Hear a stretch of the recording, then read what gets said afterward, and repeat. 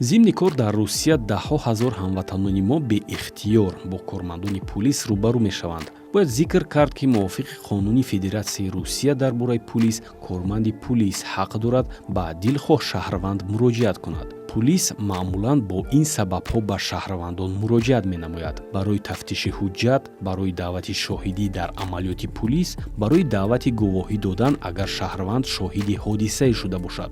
дар ҳар маврид қонунгузорӣ қоидаи муроҷиат ва муоширати корманди ҳифзи ҳуқуқ бо шаҳрвандро муқаррар кардааст. тасаввур кардем, корманди пулис наздатон ҳозир шуд ва барои тафтиш аз шумо ҳуҷҷатҳоятонро тақозо кард. дар ин ҳолат чӣ гуна бояд рафтор кард? ба таҳлука наафтед, ором бошед, телефонатонро гиред ва тамоми суҳбати худро бо корманди пулис аз аввал то охир сабт кунед.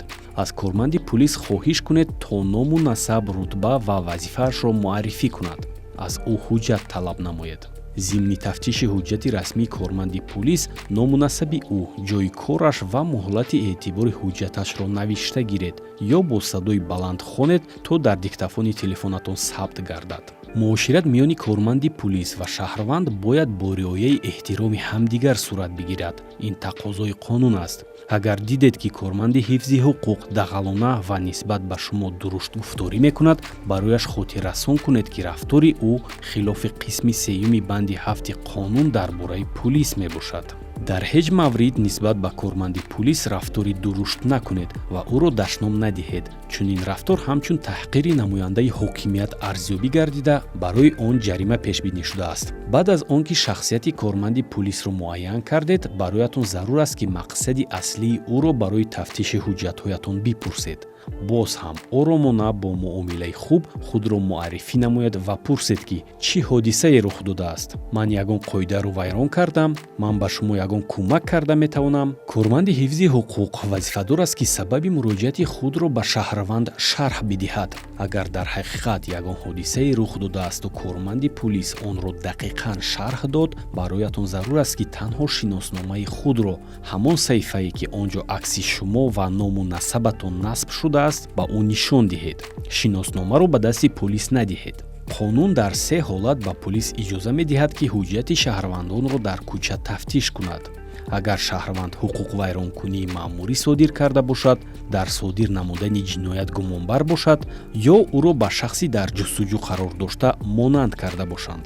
дар хотир дошта бошед, ки корманди пулис ба ғайр аз шиноснома ҳаққи тафтиши ҳуҷҷатҳои дигаратонро надорад. дар баъзе ҳолатҳо кормандони пулис баҳона пеш меоранд, ки шуморо дар будубоши ғайриқонунӣ дар Русия гумонбар медонанд. дар чунин маврид ба корманди пулис бигӯяд, ки ин масъала дар салоҳияти раёсати минтақавии сарраёсати вазорати корҳои дохила оид ба масъалаҳои муҳоҷират аст ва ҳуҷҷатҳоеро, ки қонунӣ будани будубоши шуморо тасдиқ мекунанд, омодаед танҳо ба кормандони ин раёсат пешниҳод кунед. корманди пулис ҳақ надорад қонунӣ будани будубоши шуморо дар Русия санҷад.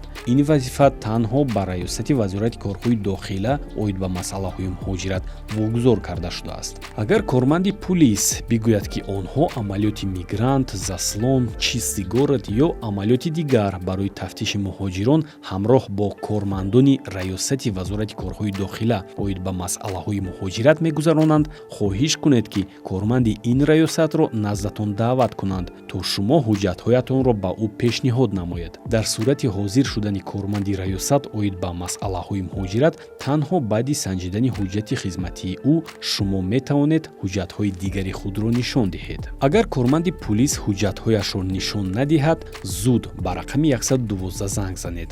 баъди посухи автоматии телефон рақами 2-ро илова кунед. ба навбатдор худро муаррифӣ кунед. ному насаб, шаҳрвандӣ ва ҷои қарор доштаатонро бигӯед. шикоят кунед, ки шахси ҷинояткор дар либоси пулис кӯшиши рабудани шуморо дорад. илова кунед, ки ӯ дақиқ корманди пулис нест, чунки ҳуҷҷати хизматӣ надорад ва аз қонун дар бораи пулис хабардор нест. аз навбатдор хоҳиш намоед, ки барои наҷоти шумо кормандони пулисро равон кунад. аз ӯ ҳамчунин хоҳиш намоед, ки шикояти шуморо доир ба ин ҳодиса расман ба қайд бигирад. агар кор то ҷое расид ки маъмурони пулис барои санҷидани ҳуҷҷатҳоятон шуморо ба идораи пулис даъват карданд, зиддият нишон надиҳед, розӣ шавед, номи идораи пулис ва нишонаи онро дақиқ карда ба ин ҷойҳо занг занед ва аз боздошт шудани худ хабар диҳед. ҳамзамон аз кормандони пулис хоҳиш кунед ки ба идора тарҷумони забони тоҷикӣ даъват кунанд ва аз боздошти шумо ба сафорати Тоҷикистон хабар диҳанд.